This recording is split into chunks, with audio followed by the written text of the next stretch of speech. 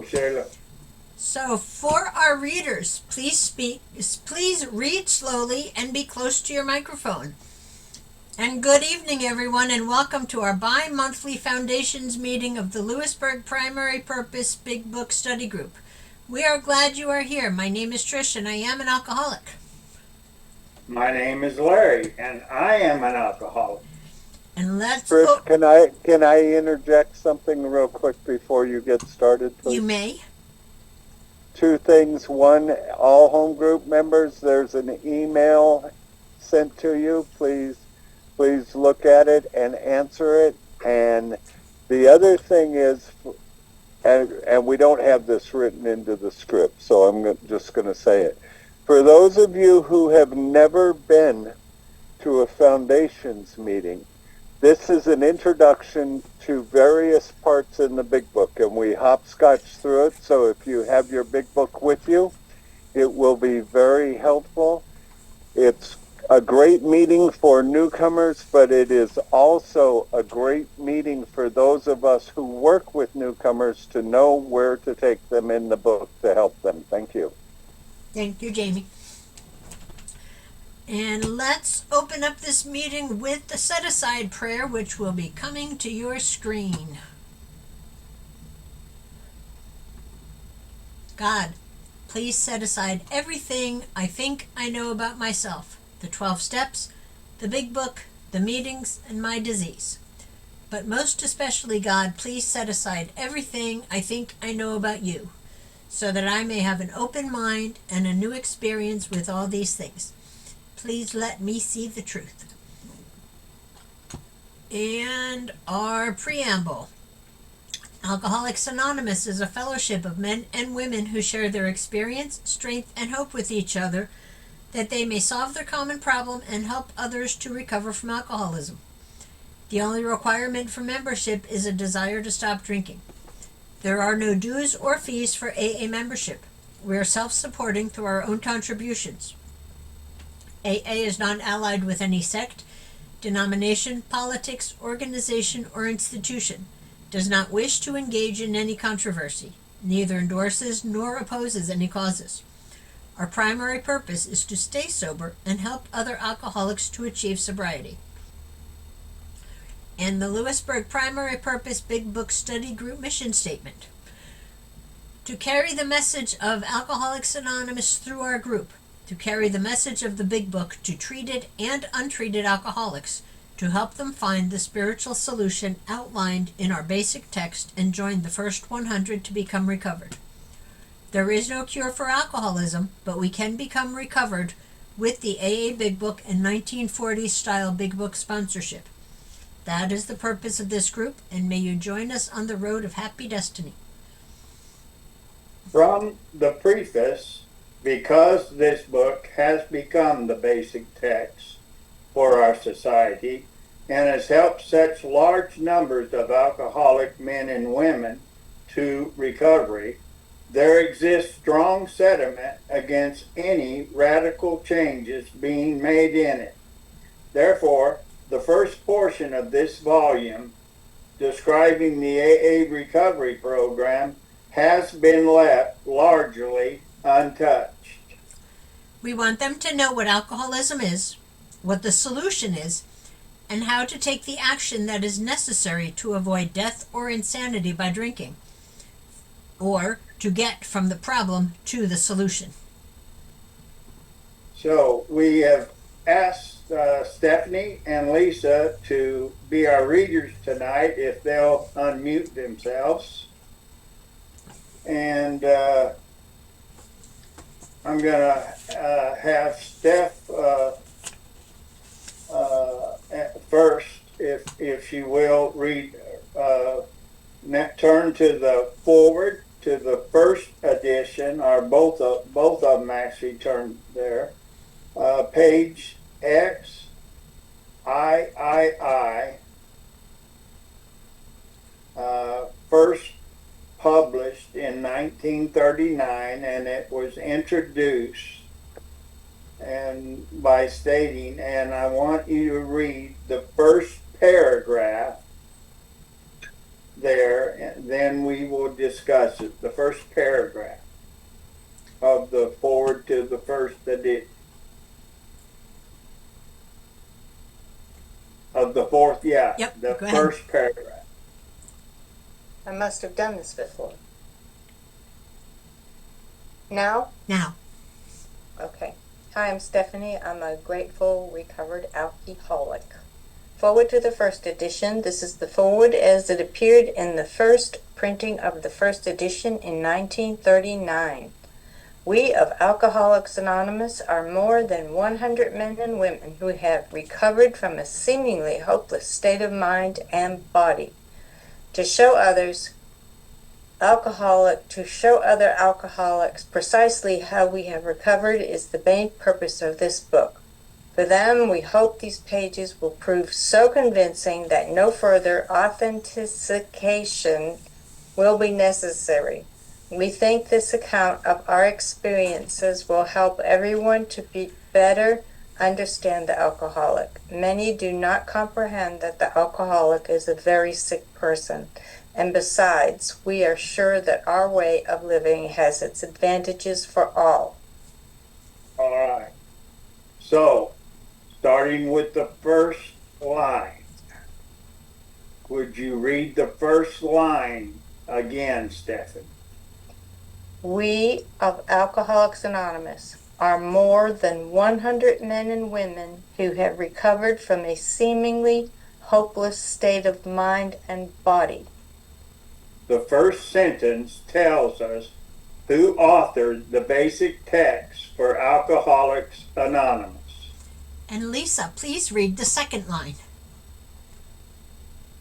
I'm Lisa, I'm an alcoholic. Hi, everybody. To show other alcoholics precisely how we have recovered is the main purpose of this book. The second sentence tells us why they went to the trouble to publish the basic text.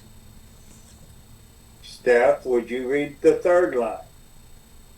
For them, we hope these pages will prove so convincing that no further authentication Authentication. will be necessary. The third sentence suggests the big book is all we will ever need to be successful in sobriety. And Lisa, please read the fourth and fifth lines. We think this account of our experiences will help everyone to better understand the alcoholic. Many do not comprehend that the alcoholic is a very sick person. Thank you. The fourth and fifth sentences tell us that the big book is also for those who care about us. Steph, would you read the sixth line? And besides, we are sure that our way of living has its advantages for all. The sixth sentence is supported by the fact that the big book has given birth to over 200 anonymous fellowships that have nothing to do with drinking or alcohol. Our Roman numeral pages will be from the fourth edition. Pages in the third edition will be one page earlier. So now flipping to page XIV, the only requirement for membership is an honest desire to stop drinking. Traditions 3 and 5.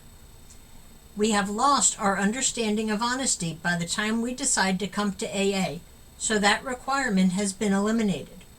But if a person is serious about living sober, they better have an honest desire to stop drinking and be willing to follow the directions in the big book.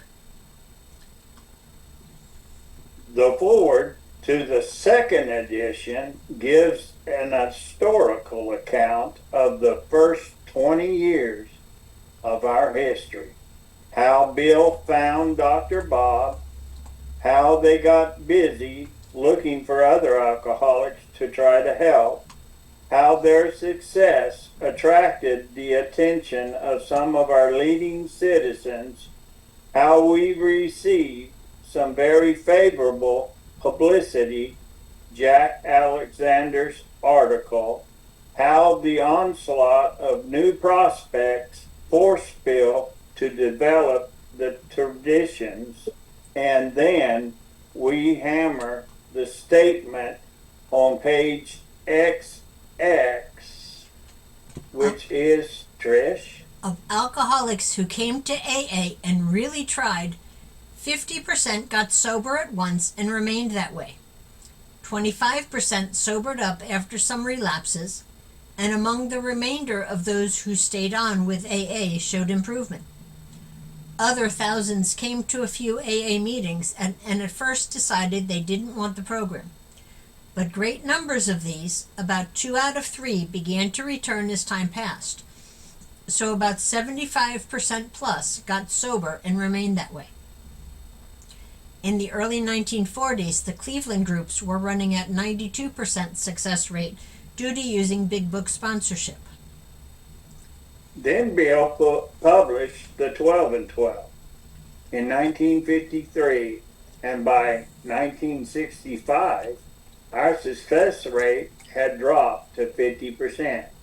Unfortunately, many newcomers are encouraged to try to use the 12 and 12 as their source of directions. Bill W. was the principal author of the Big Book and the sole author of the 12 and 12. On page 17 of the 12 and 12, Bill stated, the book Alcoholics Anonymous became the basic text of our fellowship, and it still is. This present volume proposes to broaden and deepen the understanding of the 12 steps as first written in the earlier work. By saying this, Bill indicates that directions for the 12 steps are only in the Big Book, not in the 12 and 12. Then, in the 1960s, we started discussion participation meetings that failed to stick to our singleness of purpose. So by 1980, we had dropped to 33%. The result of which was we started ignoring the practice of focusing on our solution, and we drifted into group therapy. For recent years, our success rate has decreased to what appears to be less than 5% for those finding as much as 5 years of sobriety. While there has been dramatic change in our fellowship, the program has remained unchanged. Consequently, the 4th edition reads the same as the 1st edition. Okay, now turning to page 30, and Lisa, it's your turn, so I'll give you a minute to get there.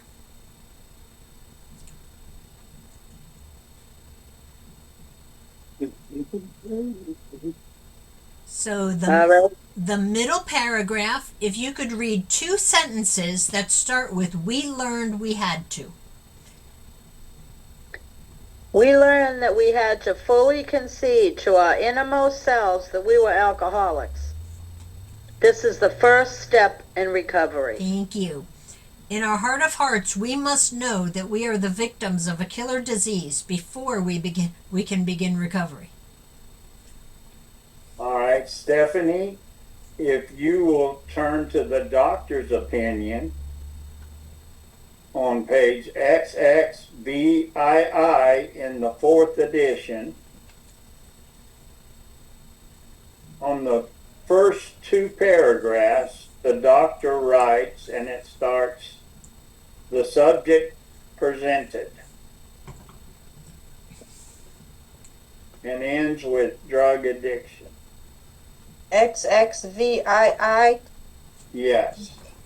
The subject presented in this book seems to me to be of paramount importance to those afflicted with alcohol addiction.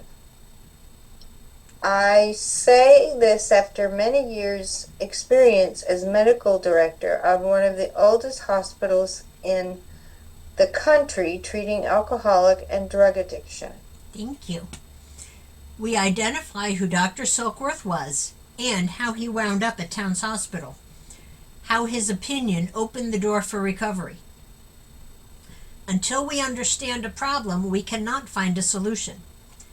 I use an example of walking out to my car, putting the key in the ignition, and the damn thing won't start. Problem.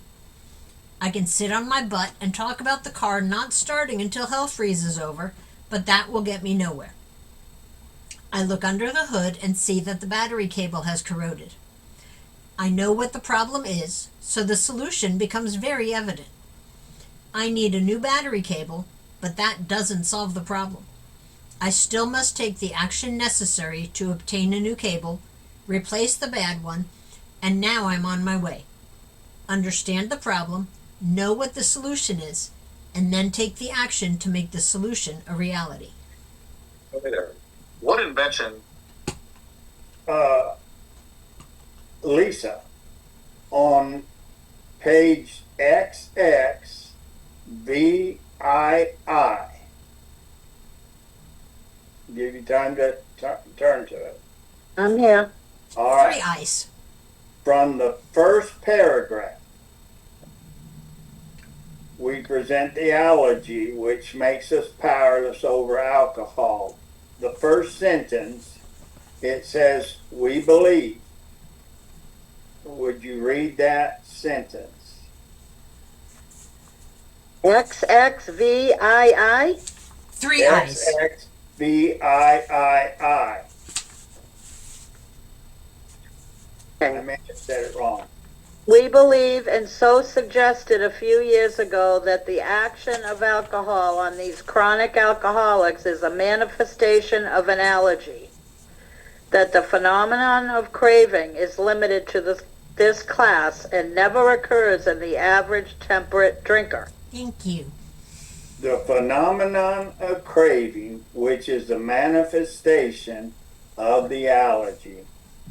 And Stephanie, the last paragraph on that same page, XXVIII, is where we find the initial information regarding the unmanageability, the alcoholic mind that cannot distinguish the truth from the false. Please read the whole paragraph starting with men and women drink.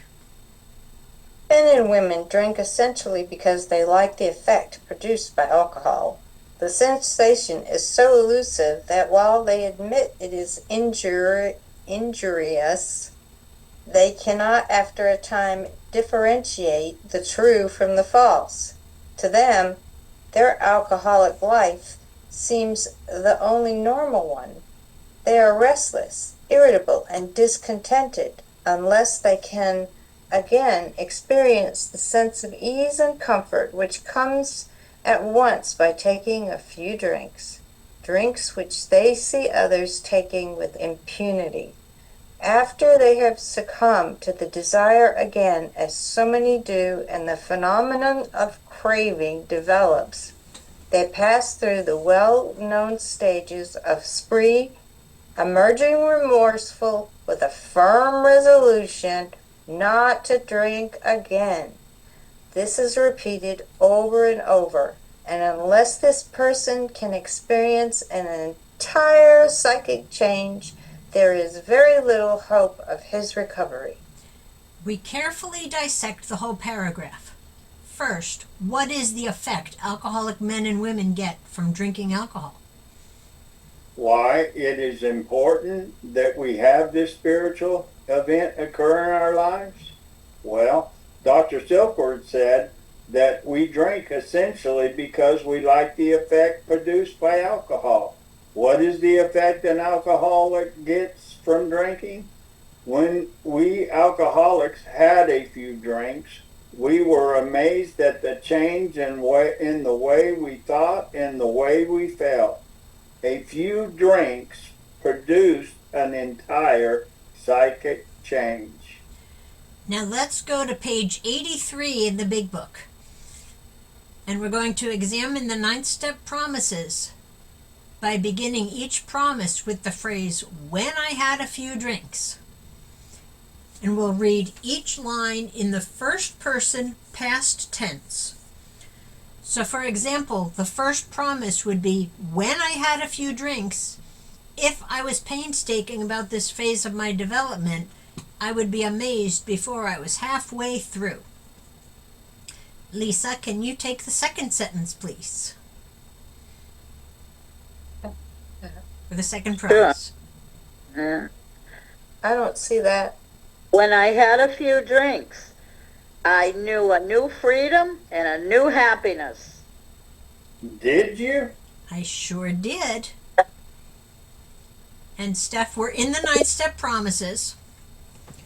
Your line will be, I would not regret the past nor wish to shut the door on it. But in the front of it, you're going to say, when I had a few drinks. What page, please? 83. Yeah, I'm not seeing that. Bottom paragraph. Okay, if we are painstaking about this phase of our development, we will be amazed before we were halfway through. We are going to know a new freedom and a new happiness. We will not regret the past, nor wish to shut the door on it. And that's where you're going to stop. You're going to reread that one you just read, but in front of it, you're going to say, when I had a few drinks, I didn't regret the past. In front of the promise, add the words, when I had a few drinks. When I had a few drinks, I will be amazed. Oh, didn't regret the past. Okay. Sorry, I don't see that. I didn't see it earlier either. On page 83. 83. The third sentence down. Mm-mm. I was amazed, I knew a new freedom, and then I didn't regret. All right. It says we, Oh, but you're going to put I.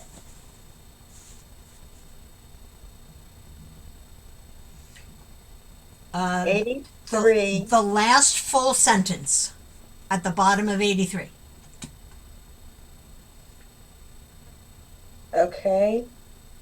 It says, we will not regret, but you're going to read it in the first person, so it's going to be I. I will not regret the past, nor wish to shut the door on it. Okay. Did you ever come out of a blackout in a place you hadn't planned on visiting with people you hadn't planned on being with, and learned you had done some things you sure wish you hadn't done, and because of the guilt and remorse it was to be a secret? Then go into a bar and and have a few drinks and tell some stranger the whole story? I certainly did. Lisa? All right, Lisa. The next line, I comprehend. When I had a few drinks, I comprehended the word serenity and I knew peace. Did you too find that serenity and peace of mind? Replace the turmoil with the few drinks? Oh, yeah. And Steph, you're going to start out with when I had a few drinks and then read the next sentence. When I had a few drinks, No matter. no matter how far down the scale I went, I saw how my experience could benefit others. Perfect. How willing were you to share your life story with a poor drunk who had just had a really bad experience? Love to talk about how bad my life was. When I had a few drinks, what, Lisa? When I had a few drinks, that feeling of uselessness and self-pity disappeared. With a few drinks, did you feel that you just might really have a purpose in this world and feel sorry for those critters that didn't have what you had, although you just weren't too sure what you really had? Almost All the time. every time. Steph? When I had a few drinks, did we already do the uselessness and self-pity? I lost interest. I lost interest in selfish things and I gained interest in my fellows. Perfect. Did a few drinks make you a little more interested in people, especially of the opposite sex? I buy you a drink, honey?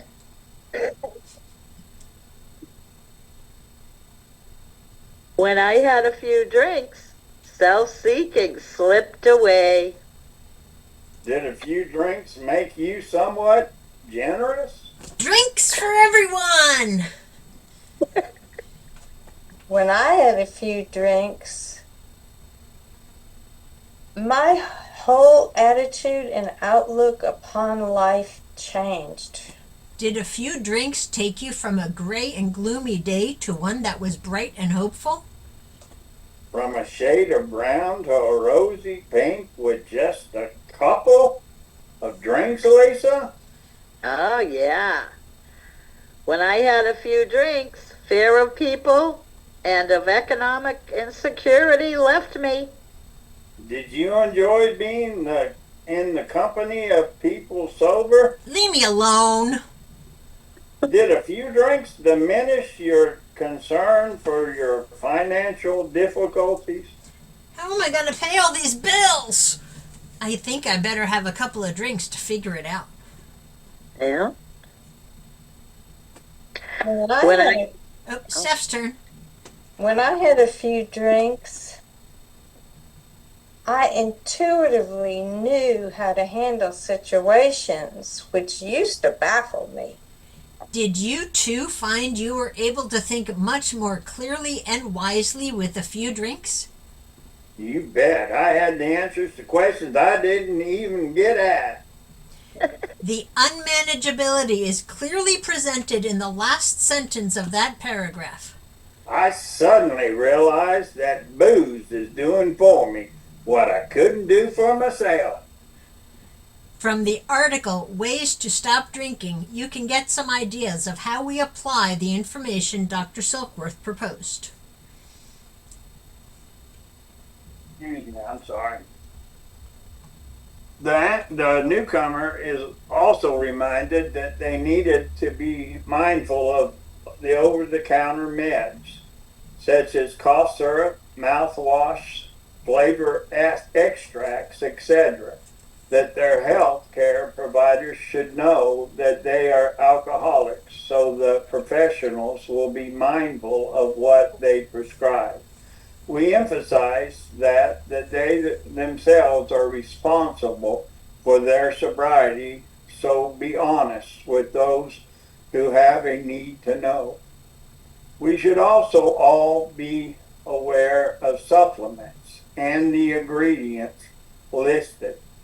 Just because it says healthy doesn't mean it is safe for us. Some of the ingredients may trigger the cravings. Some supplements do contain alcohol as a soluble base. No matter how long they have been sober, we have been sober, alcohol in any form can be deadly. It can be very easy to over-medicate when we self-medicate. We have now helped the newcomers understand the problem. We may now breeze through Bill's story by looking at the events that describe the progression of alcoholism in his life. So, flip to page 2, all the way back to the beginning. And Lisa, you're next, so wave or nod your head when you get there. Yeah. So, the middle of the first paragraph, 10 lines down from the top of the page, you'll be reading one sentence that starts with, though my drinking. Though my drinking was not yet continuous, it disturbed my wife. Lois is now on his ass about his drinking. Death on page 3. At the bottom of the page, the last sentence, read the one sentence, I began to be jittery in the morning. Bill was beginning to get the jitters in the morning. And Lisa, flipping over to page 5, the first sentence, liquor ceased. Liquor ceased to be a luxury. It became a necessity. Liquor ceased to be a luxury and it became a necessity. He is lying about his drinking, hiding his bottles, etc. Steph, on page 5, the third paragraph, I want you to read 4 sentences beginning with, "Then I got." Then I got a promising business opportunity. Stocks were at the low point of 1932, and I had somehow formed a group to buy. I was to share generously in the profits. Then I went on a prodigious bender, and the chance vanished. Bill lost an opportunity to make some money back because he drank. And still on page 5, Lisa, the 4th paragraph, 4 sentences starting with "I woke up." I woke up. This had to be stopped. I saw I could not take so much as one drink. I was through forever. He made up his mind never to touch another drop. On page 5, the 5th paragraph, 3 sentences, starting with "shortly afterwards, Death." Shortly afterwards, I came home drunk. There had been no fight. Where had been my high resolve? Bill returned again, home drunk. And Lisa, turning to page 7, the end of the first full paragraph, 1 sentence starting with "best of all." Best of all, I met a kind doctor who explained that though certainly selfish and foolish, I had been seriously ill, bodily and mentally. Bill met Dr. Silkworth and learned what was wrong with him. Steph, page 8, first full paragraph. I want 4 sentences beginning with "quicksand."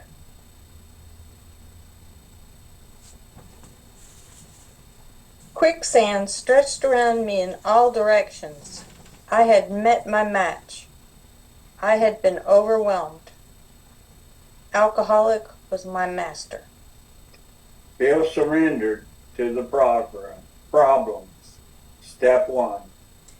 We use the next paragraph to exemplify the simplicity of our program.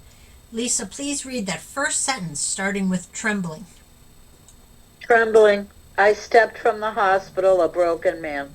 And then, Lisa, the last sentence, "I was to know."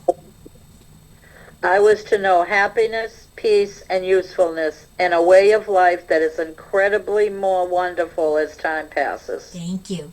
A wonderful life as the result of having taken the action that Ebby prescribed for him.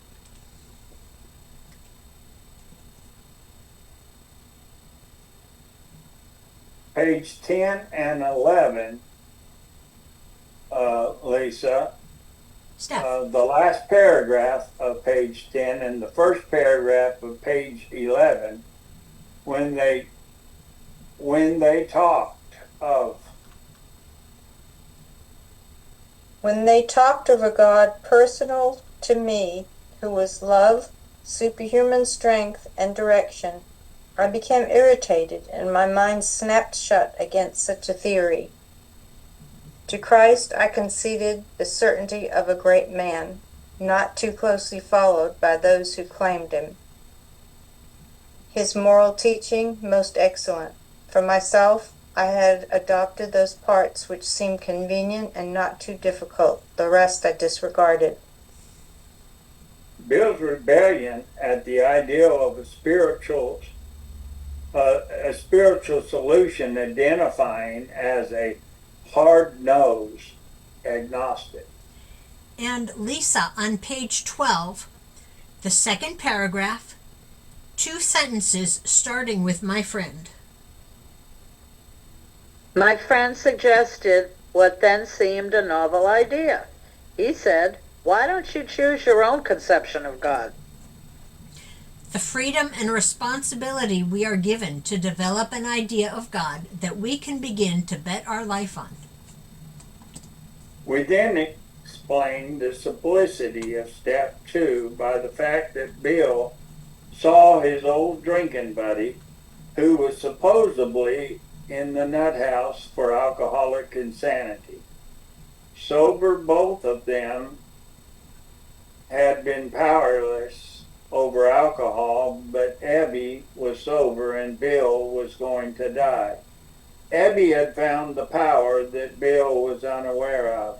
Abby gave Bill hope, the beginning of coming to believe. From that hope, finally Bill came willing to try Abby's plan for action. Again, the ideal of step 2, willingness. And flipping over to page 13, I think we're on Lisa. The first paragraph, one sentence, at the hospital. At the hospital, I was separated from alcohol for the last time.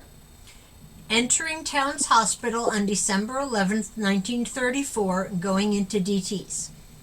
Taking step 3 on the third day of his sobriety.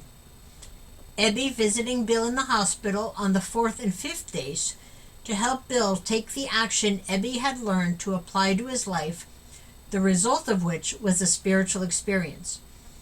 Bill left the hospital on December 18th, 1934, at the end of 7 days, and lived 36 years without taking another drink. And we are here because of the action that Bill took, not the meetings he attended.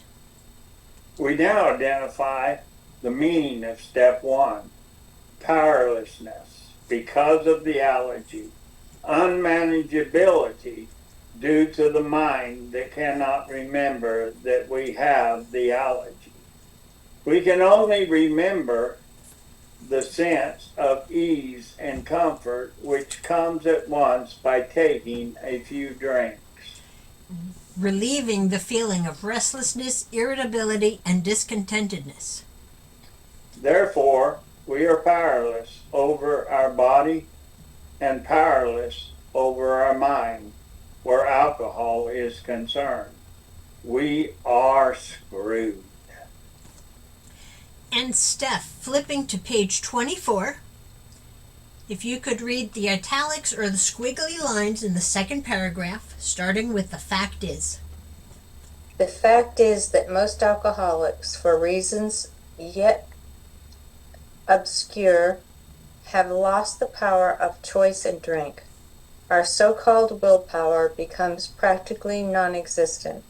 We are unable at certain times to bring into our consciousness with sufficient force the memory of the suffering and humiliation of even a week or a month ago. We are without defense against the first drink. And Lisa, you've got the last read on page 43, the last paragraph, starting with once more and ending on higher power. Once more, the alcoholic at certain times has no effective mental defense against the first drink. Except in a few rare cases, neither he nor any other human being can provide such a defense.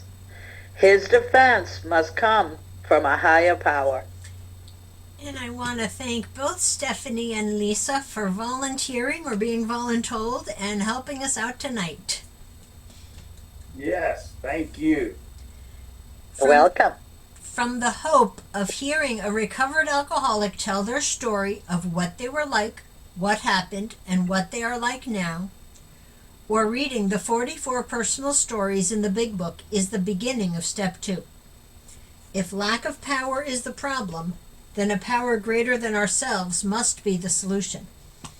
And we see that the recovered alcoholic has found that power. It takes no great mind to see that if lack of power or powerlessness is my problem, then a power greater than myself must be the solution. Once I can see that, I am faced with a very simple decision. Am I or am I not willing to follow the clear-cut directions for recovery? but I need someone who knows how to do this. For example, a sponsor. So the simplicity of step 3 is to turn my will and my life over to the care of God and of my understanding. I learn how to turn my will and my life over to this power by taking steps 4 through 7. But I need someone, a sponsor, who has a working knowledge of taking the steps as directed in the big book, who can guide me through the process. To determine if you have made a good choice in sponsors, it is pretty easy to tell. If they suggest that you open your big book or offer to read with you from page XI and study to page 43, that is a good start in diagnosing step 1. These 51 pages will get you ready to see if you are ready to move on. Let's look at the first sentence on page 44.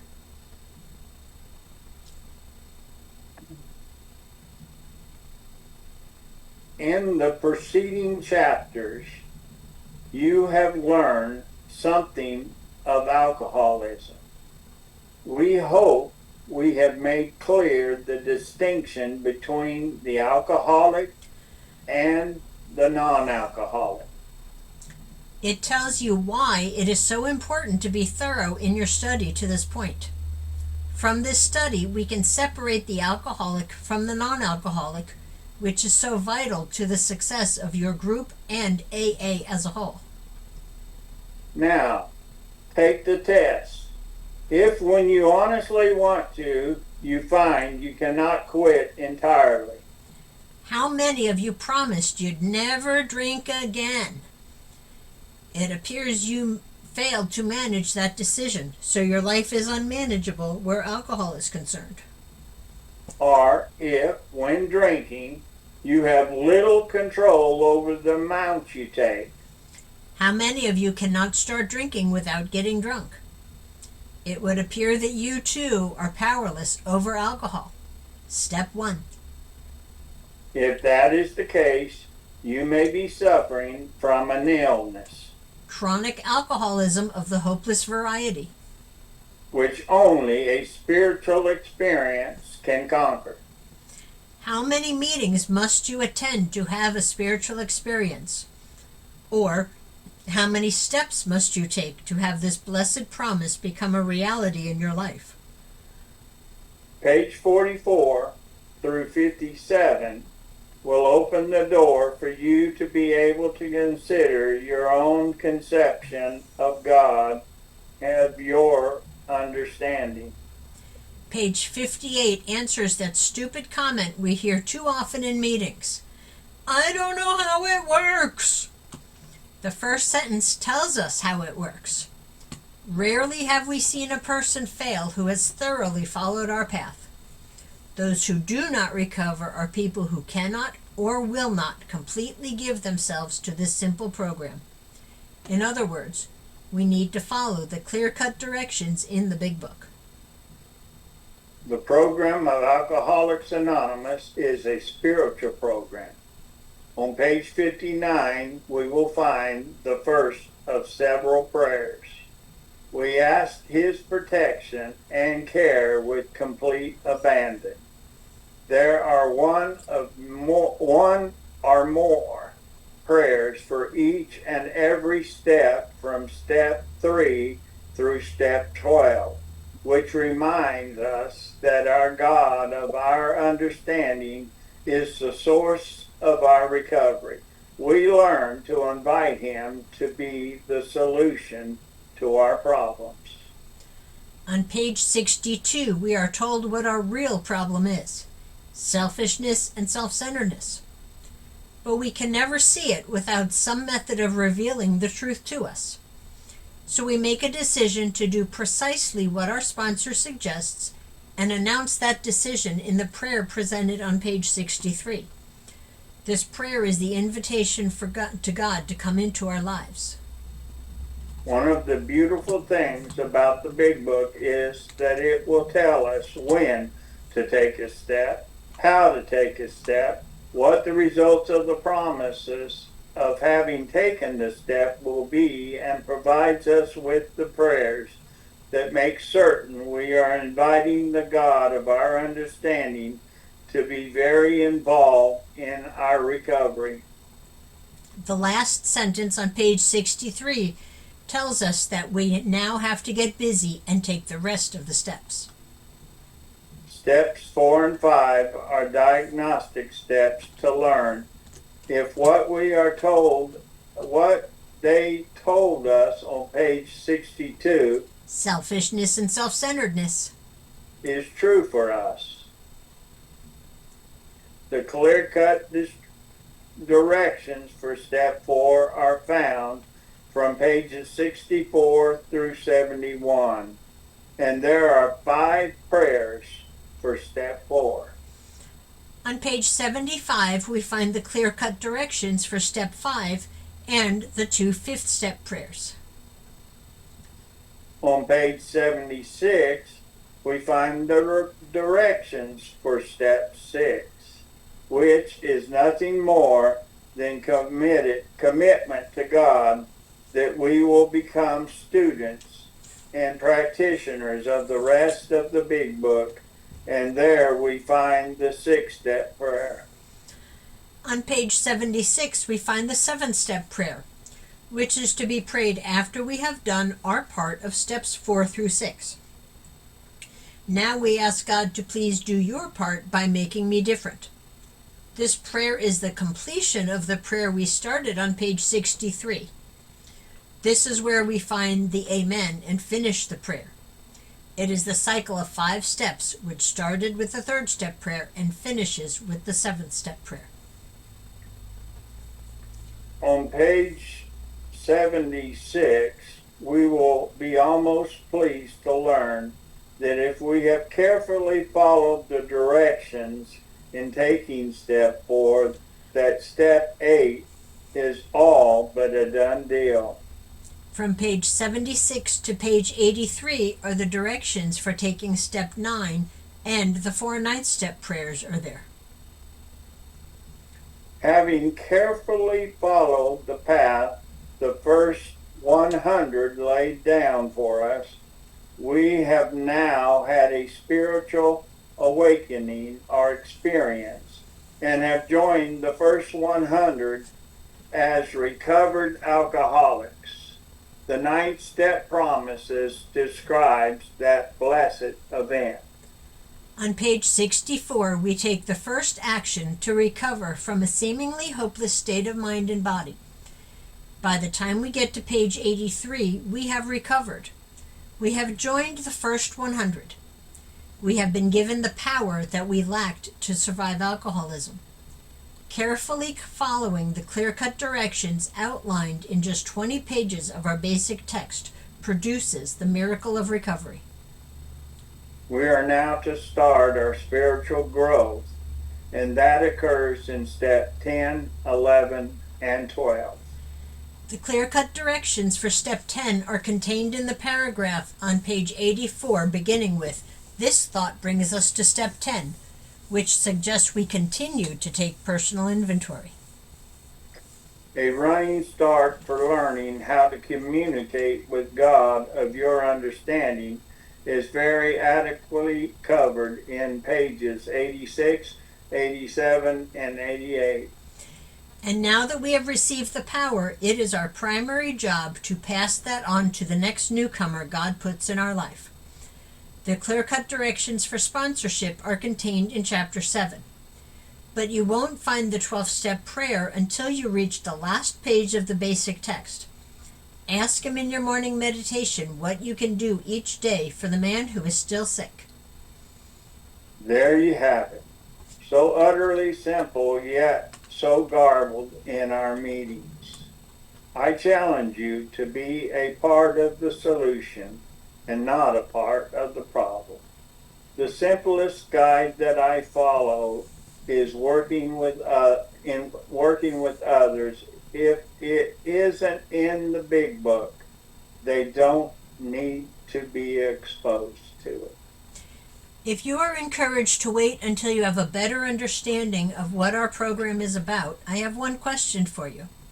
How well did you like sex before you tried it?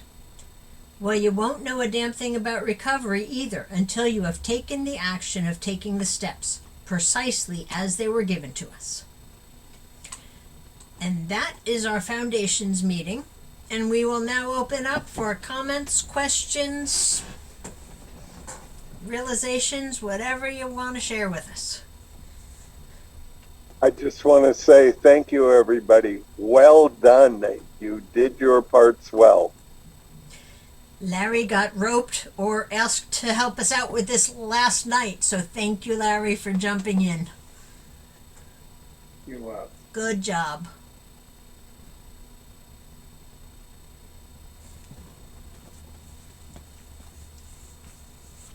Comments, questions, observations?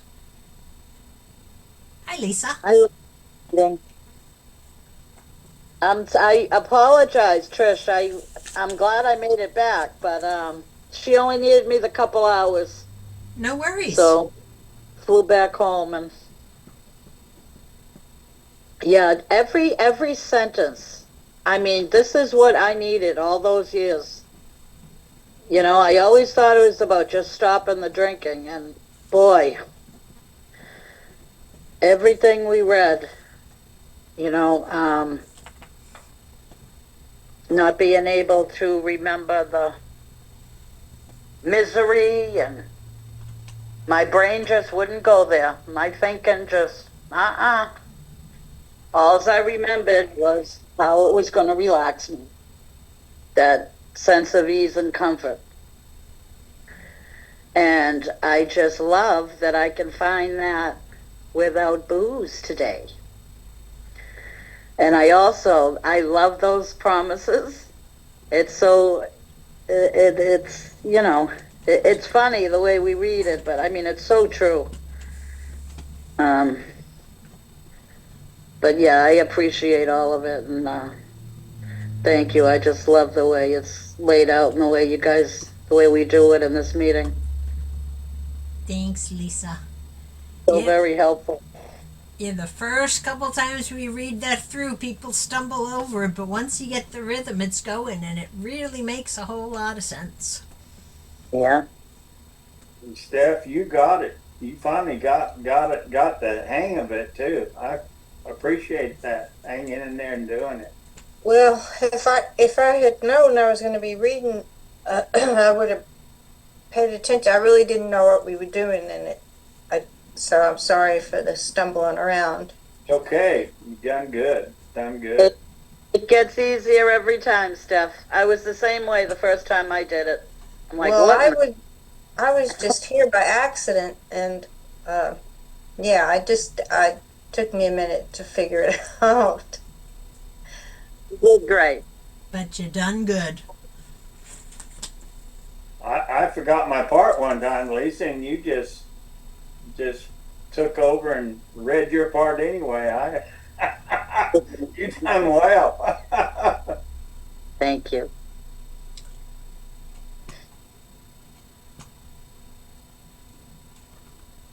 Any comments on it, Nikki?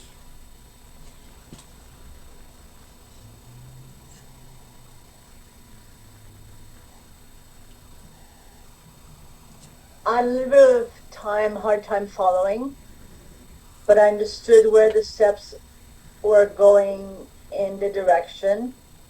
So I am still to start chapter 4, agnostics. So that's basically just the beginning. So I have to review. You can't get this on one setting, honestly. For me, it's difficult. And So I think it's great. I think it's a great book. I think it's a great plan. And I just wish more people believed in it, you know, because it's very, very true that the medical professionals don't have the answer. They really don't. And I hate to tell you this, they're judgmental. They're judgmental, they label. It's just amazing how certain physical illnesses and certain mental disorders are just pure label in their eyes, and they judge, and when they judge, they don't treat the patient completely, wholly. So I think knowing the steps and really knowing what you're doing down deep inside and it resonates with you, with your soul, that's the most important thing as you're reading this book and as you're working on everything to make yourself better. It takes patience, and for one, I do not have patience. I do not have patience. I used to be very good at delaying gratification. I don't anymore. So just want to say, I have an incredible sponsor, and as I'm going through it, I am, stumbling, getting up, stumbling, falling, getting up, all that stuff. So I think in time, and with some perseverance and some putting your discipline into it, you can come out on the other side of the tunnel. Right now, I'm in the tunnel, but I don't know if I see light, but in a way I do, because I have just really connected with my higher power, really connected with him, and that's amazing. And it all comes from the book. Prayers and meditation also help. So that's for me. Thank you so much, Trish. Thanks, Nikki. Michael, did I see your hand up? Yep. Yeah, Michael, member of Alcoholics Anonymous, and I started saying that I'm a member of Alcoholics Anonymous. I was going through the big book with the sponsee, and we had started all over from the very start. And in the first part of that book, it said that we introduce ourselves as we are members of Alcoholics Anonymous. And I was like, oh, I haven't tried that yet, so I'm going to start trying that. So that's why I'm saying I'm a member of Alcoholics Anonymous. But anyway, side note, Trish, you said something that was interesting about how many meetings does it take before a person has that experience? How often do you have to go through the big book, to have that spiritual experience or that psychic change? And I've heard people say meeting makers make it, and that's not in the big book. And I've heard people say that, and it was read in a book in one of the passages that it wasn't the meetings that Bill went to, is what he did. Mm-hmm. Yes, meetings are a part of the program, going to meetings, sharing your experience, strength, and hope. But it's working those steps. It's giving back. It's a lot of things, and it's more of living the program. And it's not just going through those steps. And it's not just going through, you can go through the motions, you can do the steps, you can do all those things, but you got to have that experience. And for me, in prayer and meditation, and there is light at the end of the tunnel there, because I felt the same way, the exact same way. And it was like there was no hope. There was hopelessness. And when I had no hope, it was like, well, what's the point in even going on? And so at some point, there was a tiny light way down there somewhere. And as I would come to the meetings, and I didn't know anything, and I still don't know anything, but when I came, I would hear people say, don't stop until a miracle happens. I would hear people say those things, and I was brand new. So I saw these old timers, and I would latch on to these old timers, and I would have them, I would pick their brains. I would listen to them. I would just hear, because I felt like they had been around a long time. So they have been through this thing. They know what they're doing. So I wanted to know, how do I do this? The instructions was there. I got an old timer as a sponsor, and he took me through the steps. And I take my sponsees now through the steps the way I was taken through it as well. But it was one day at a time, and I started to see hope. Something started to change, and I don't know how many meetings I went to. I don't know. I guess it maybe had something to do with it. Maybe it was the total experience of going to meetings, sharing, being of service, listening, being open-minded, willing, and honest. And all those things go into the recovery process, and those steps are vital, because we were talking about step 5 and sharing step 4, all that list of things in step 4 that I had put down, and then being able to talk about that with somebody else, admitting to God, to myself, and to another human being the exact nature of our wrongs. So here I am, I'm talking to this guy about all these sensitive things that I didn't want to ever talk about, ever. But yet here I am in this program, and I did that, and it was hard, and it was painful. I was crying, and all those things. But when I finished that step, I felt brand new. I felt clean. I felt like the weight of the word had been lifted off my shoulders, and I saw more light at the end of the tunnel. So there is light at the end of the tunnel, and when you walk through that archway, the whole world has opened up to me now, and there's so much that I haven't even began to scratch the surface of, and those promises are tremendous, and they're coming true every day. But just keep with it. That's all I got. Thanks, Michael. Jamie.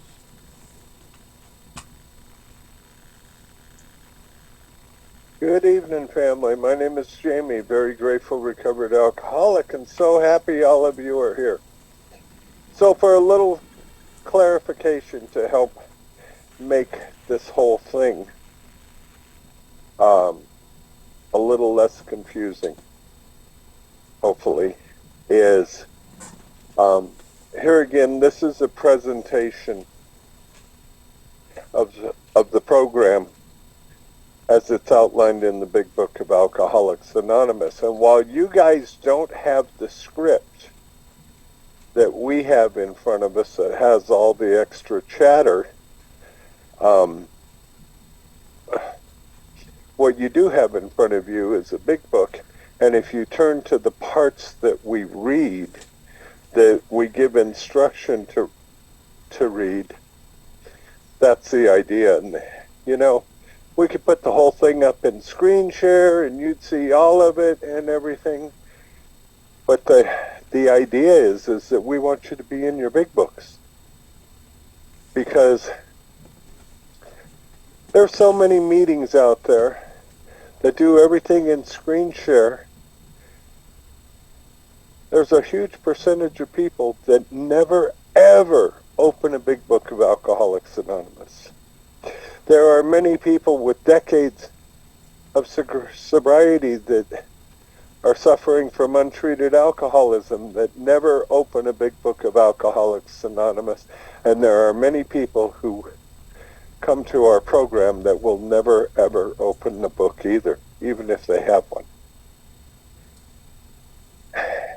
And unfortunately, there's not a lot of hope with that. So what this meeting does for us, and again, as a newcomer, Michael was just hitting on it, is that when you're a newcomer, you don't know what the hell to expect out of Alcoholics Anonymous when you get here. And so this helps people to know what to expect out of the process and what's going to happen.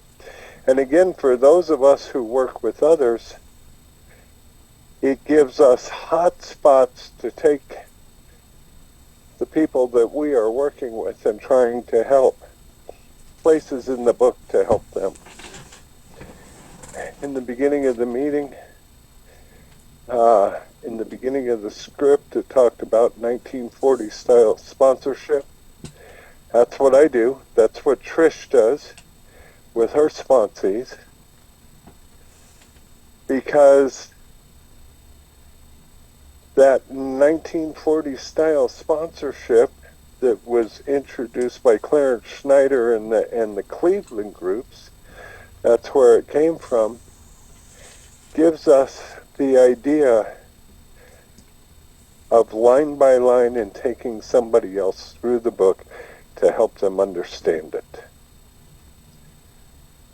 There is not one place in that damn book where it tells me I get to tell you, you gotta anything, but I sure as hell hear a lot of sponsors tell sponsees, you gotta, you gotta, you gotta, you gotta. But it doesn't say that anywhere in the book. What it does is it gives me, as I help to present the book to someone new, is it gives me a series of questions to present and ask to the person that I'm working with to see if they can find themselves in the material that we're reading. This is a powerful thing. Everybody comes into Alcoholics Anonymous, they see the steps on the wall, and they want to get right to the steps. And they end up missing so much of the meat that's in the book leading up to all of it. Doji, stop. So, and here's Doji. He's looking cool. So, it's one of the reasons that the preface and the forewords, and especially the doctor's opinion, are so important.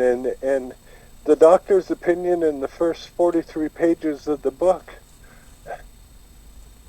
are all dedicated to step one, 51 pages in all, just to step one.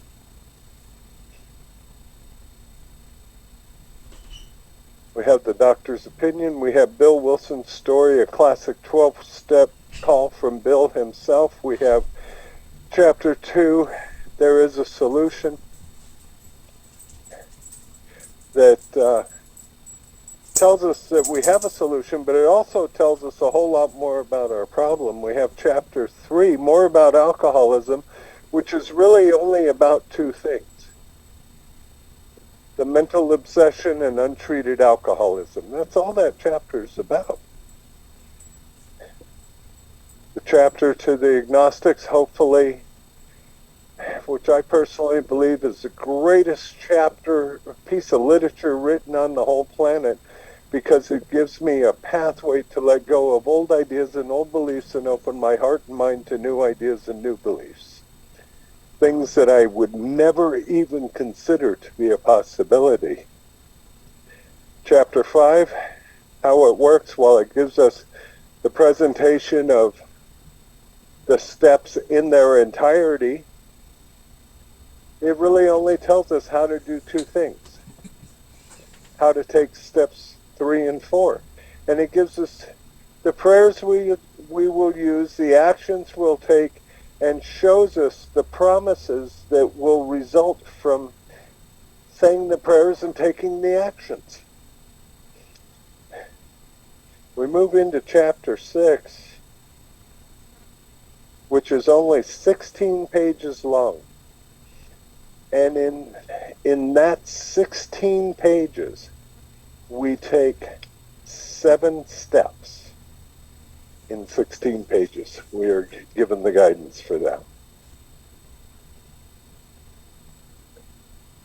And then, of course, I am a firm believer that no one should sponsor if they have not read the chapter on working with others. Because even though it does not directly use the word sponsorship in that chapter, it certainly gives us the guidelines for sponsorship. And there again, there's not one place in there where it tells me I get to tell you, you gotta. What it does is it gives me a working set of principles and a series of questions to help you find what is right for you. As I look in this room tonight, everybody is part of the multiple generational sponsorship that exists in this group, except for one person. I won't name who that individual is, and that's okay. That's not important. But I like that we have multiple generational sponsorship in this group, and the reason that I like that is because if I sponsor somebody and they can't get a hold of me, they can go to a sister sponsee, or they can go to a grand sponsor or to a grand sponsee. And because of the way we present and do the work in this book, if you're struggling with something, chances are you are going to hear the message presented, maybe not exactly in the same words, but the message presented with the same ideas and impact. And it's great to have variety, but a lot of people will run you off the rails too. So, I don't know. I love what we do in this meeting, and I hope that y'all will continue to come back to it. Yeah, does it seem a little confusing? Yeah.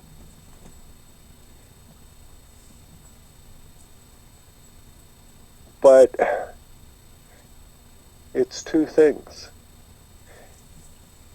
It's participating in reading the pages and the sentences that we direct to, and the other part of participation is listening with an open mind. Here's what I know. There is a solution, and I'm not it. But I get to actively live in the solution as a result of good sponsorship in the Big Book of Alcoholics Anonymous. You know, I was giggling at Steph earlier, oh, I ended up here by accident at the wrong time, and my answer, and it's the same thing Rick would have said, is it odd or is it God? You know? And I choose to believe that it's all God today. Folks, if you're struggling in your sobriety, you're struggling in life in general, but especially struggling with sobriety, I have one question, and only you can answer it for yourself. What do you have to lose by trying this way of life? Really, what do you have to lose? I'll give you a hint. You might lose pride. You might lose ego. You might lose selfishness. You might lose self-centeredness. A couple of the things you might gain: self-esteem by participating in esteemable actions, self-confidence through a relationship with God,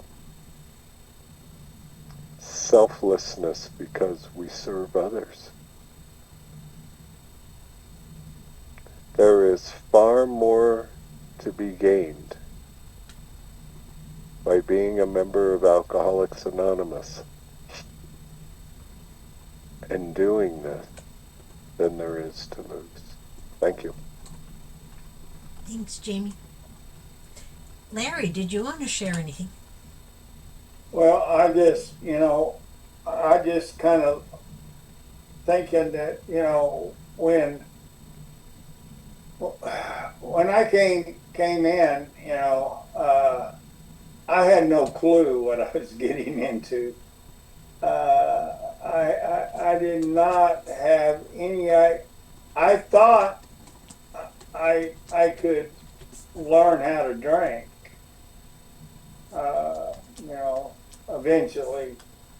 I thought that you all would teach me how to be a gentleman, and not a slobbering drunk. Somehow you had the answers to do that.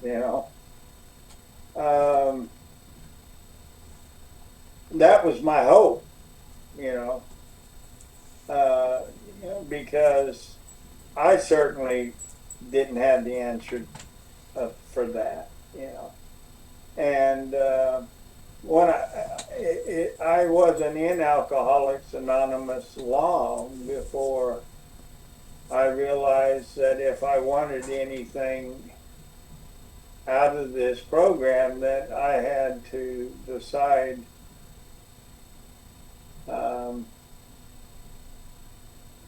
that I had to abstain from alcohol, and that was not my plan. And that led to one slip that I had. I had one slip because I had to I had to try something. I had to make sure that that I was really an alcoholic, obsessed, and could not handle something. And it was short, and and it was planned. It wasn't a slip that it talks about that I walked up and how this happened. This one was a planned one. But it taught me that I could not handle anything that altered my mind. I had no control. And I realized that I needed help. And so I immediately called back and called my sponsor and talked to him. And he convinced me to come back to the meeting. And we started again. I changed my sobriety date from October of 2010 to January of 2011. And that was the only time that I slipped. And I began to get a little bit more serious about this. And the more serious I became about the program, the more I got from the program. And I can truthfully say that. The more that the more I did the program, and the more honest I got about the program, and the more I did as the book told me to do, the more I got, and the more the promises came true, and the more everything, and until here I am today, 15 years later, that I can truly say that I have truly seen the light at the end of the tunnel, and my life is truly more wonderful than I could imagine.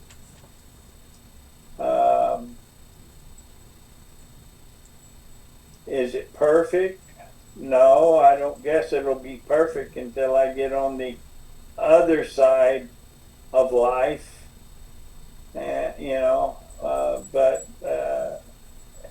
as perfect as this world might have it, do I have everything I want? Or no, but I know I've got everything I need.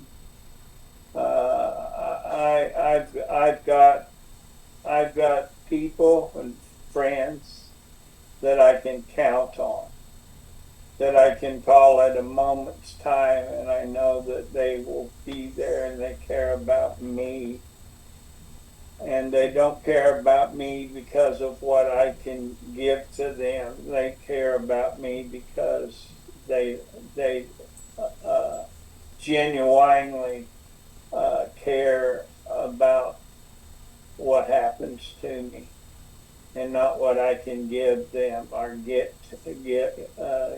to them in any way or manner.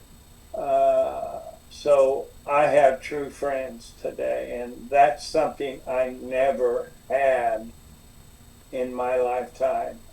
Not since my grade school friend died, and that's been 40 years ago when that happened. 50 years ago. I can't remember it now. It's been so long. It's been over 40 years anyway. Not since he died have I ever had a friend that was true.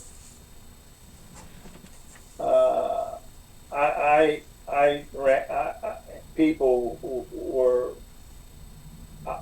I was not a friend to people either.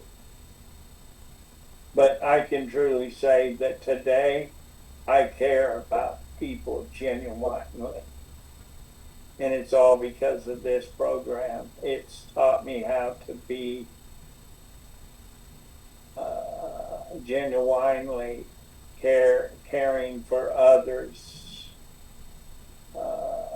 not just myself.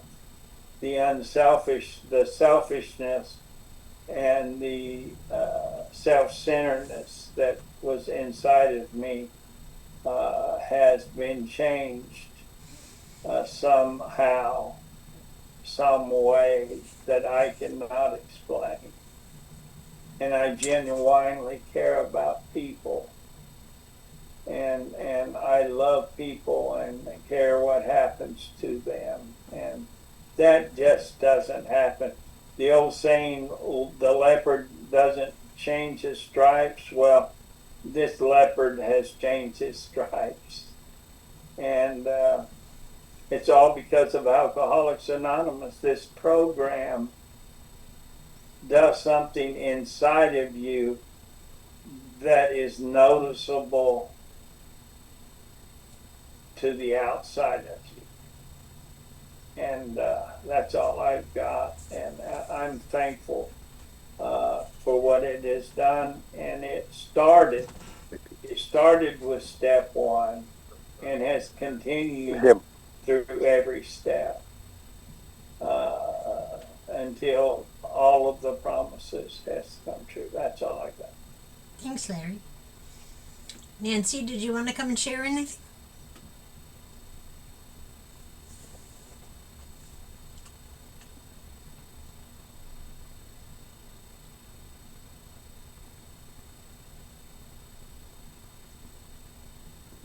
There you go. Oh.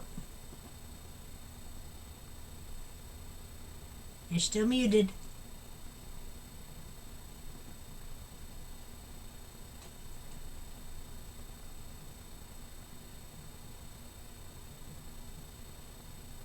She might still be at the garden watering. Yeah. Larry, I just want to say you're the only striped-ass leopard I've ever known. Yeah, okay. Spots, my friend, spots. That's what makes him Larry. That's right. They Larry, used to call that a Larryism. Larry, the striped-ass leopard. Oh, man, am I going to have fun with that at assembly. Hey, they used to call that a Larryism. Yes. Yeah, I get it. Shay, did you want to come in at all?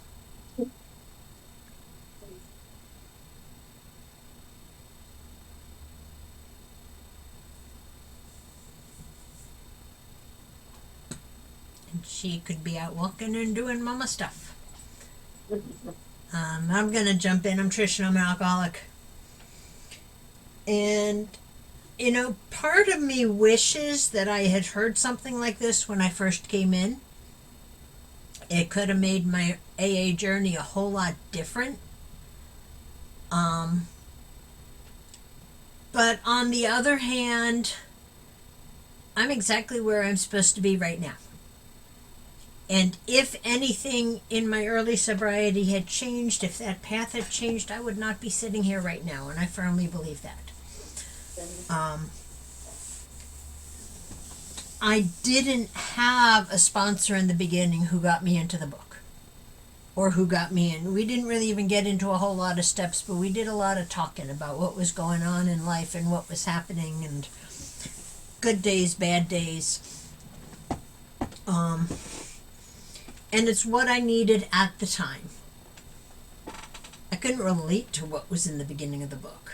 Didn't make any sense to me whatsoever.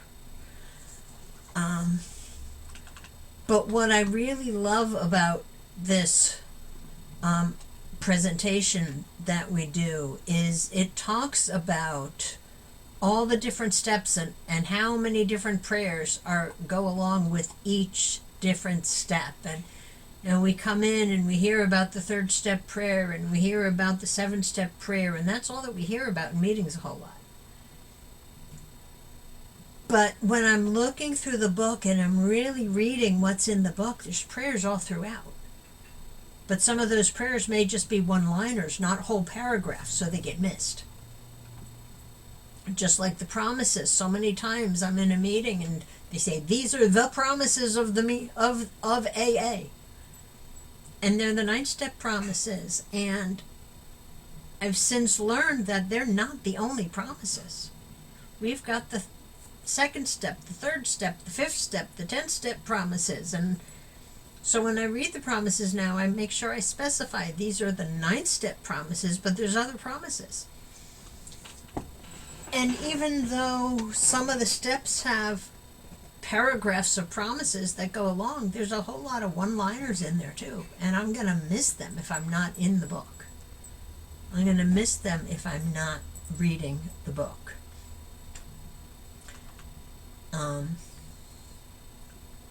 One of the questions in this presentation is, once I recognize my powerlessness and once I recognize that there is a solution, it all boils down to, am I or am I not willing to follow the clear-cut directions?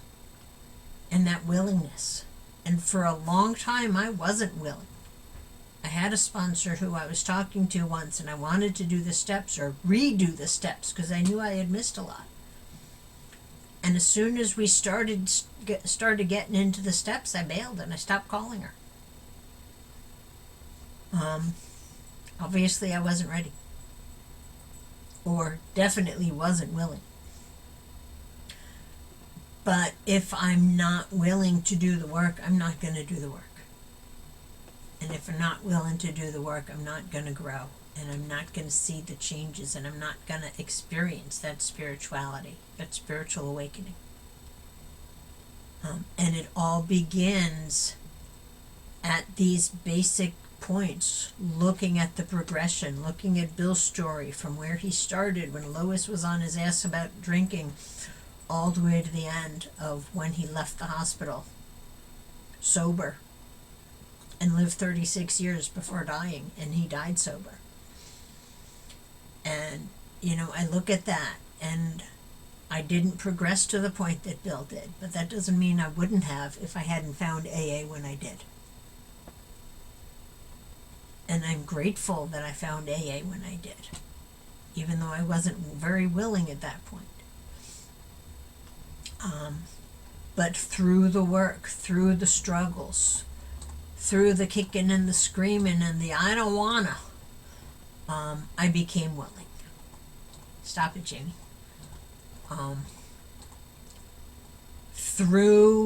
I've reached a point where,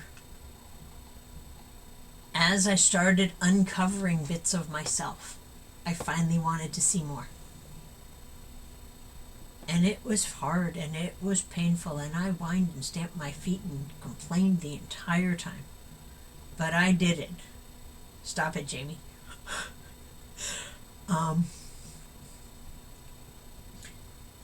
But by doing that work, I've come to know bits of myself that I otherwise would not have known or recognized and wouldn't be able to share with other people to help them as they're struggling through similar things. And it all goes back to What did Bill learn? What did Dr. Silkworth teach us? Men and women drink because we like what it did to us. And I chased that. And then when I finally got into the steps and got that spirituality, started seeing God working in my life, that then became, I work these steps because I like the effect that it has on my life, which is such a far cry from where I used to be. And Shayla, I am going to send you the unmute. Did you want to come in? Yeah, sorry, on my phone it's hard to find me on mute sometimes. I'm Shayla, I'm an alcoholic. One thing that I observed that I did not know is I did not know that the fourth step had, I think you said 5 prayers. So that, that's something that I did not know. And, I've enjoyed everybody's shares, and I enjoyed the meeting as a whole. And, I've been to the point where, I don't want to do this. I wasn't ready. I wasn't willing.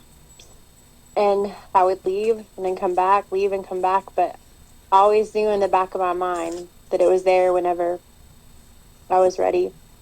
And I'm not where I want to be, but I'm where I'm supposed to be right now, I feel like. And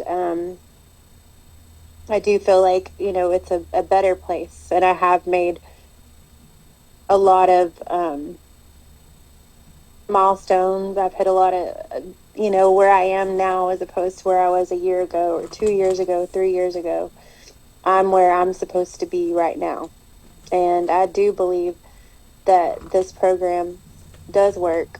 But, I just like the old saying says, faith without works is dead. And everything's there for you. You have all your tools, but it's just a matter of working with the tools, using the tools. As much as we want to stomp our feet and holler and yell like a child, I don't want to do that and cherry pick on what we want to do, because I tend to do that too. But, I feel like as a whole, it does work, and you do have to do every single step. And I don't know how many times I've heard, oh, we need to read the doctor's opinion again. And I'm just like, oh my God, if I read that one more time. But I get it,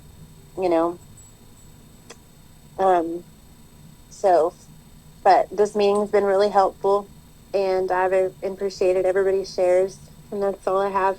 Thank you. Thanks, Shayla. Steffi, I'm going to put you on the spot. Would you like to take us out in prayer tonight? Yeah, I was going to say something if I could figure out how to say it, but gosh, when I was coming into the meetings at first, I don't know how long it was before I could actually go into a meeting without just sobbing, because I was just at that point where, my self-will was not working. But a miracle happened when I came into the rooms. And I don't think I realized that miracle until years later. And my program is very simple. That there are people who are so knowledgeable and have so much experience and so much book smart and know everything about AA. But I don't. But I try to just just holding on to the basics.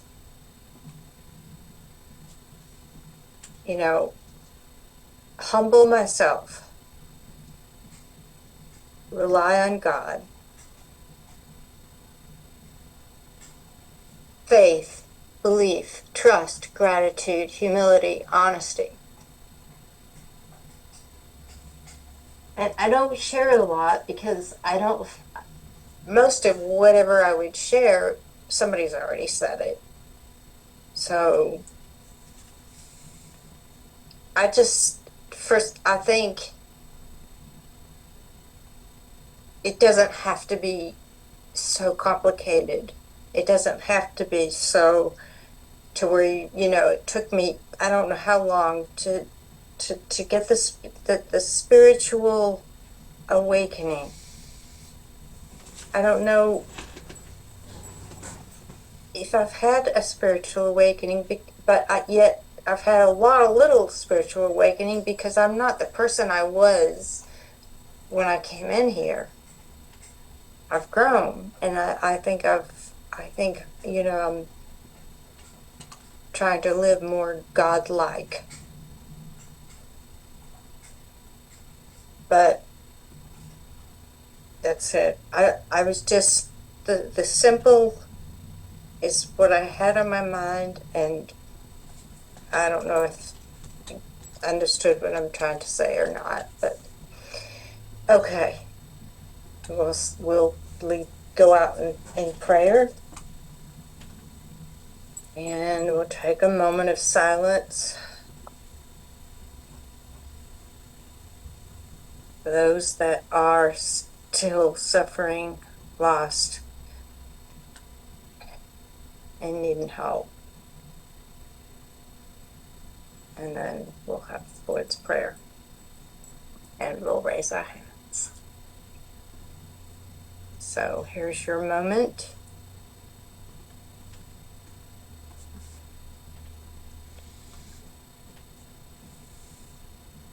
Who will take us from shame to grace if we let him? Our Father, who art in heaven, hallowed be thy name.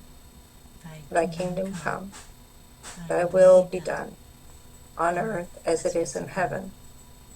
Give us this day our daily bread, and forgive us our trespasses, as we forgive those who trespass against us.